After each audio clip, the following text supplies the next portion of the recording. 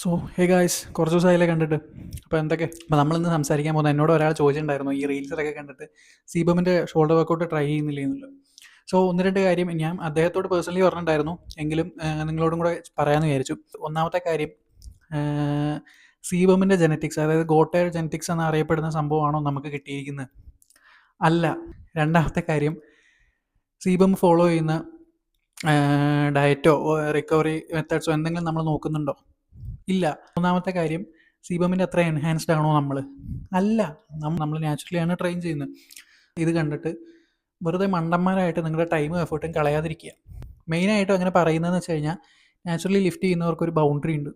നിങ്ങൾ ഈ ആവശ്യമില്ലാതെ പൊക്കാൻ പറ്റാത്ത വെയിറ്റ് പൊക്കുകയും അതായത് അതുപോലെ തന്നെ അറിയാത്ത സംഭവങ്ങൾ ചെയ്യുകയൊക്കെ ചെയ്യുമ്പോൾ നിങ്ങൾ ഓട്ടോറിക്ഷ ഇഞ്ചുറി വിളിച്ചു വരുത്തുന്ന പോലെ ഇരിക്കും. അതൊന്നും ചെയ്യാതെ നിങ്ങളെ കൊണ്ട് പറ്റുവാണെങ്കിൽ സീബമിൻ്റെ പോലെ പ്രോട്ടീൻ ഗോൾ കംപ്ലീറ്റ് ചെയ്യാൻ ശ്രമിക്കുക. അതുപോലെ സീബം ചെയ്യുന്ന റിക്കവറി മെത്തേഡ്സ് എന്തൊക്കെയാണെന്ന് നോക്കിയിട്ട് അത് ചെയ്യാൻ ശ്രമിക്കുക.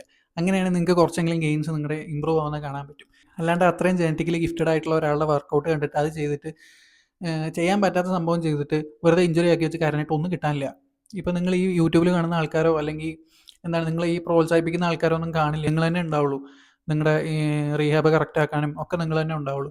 സോ പൊട്ടത്തരം കാണിച്ച് സ്വയം വേസ്റ്റ് ആവാതിരിക്കുക.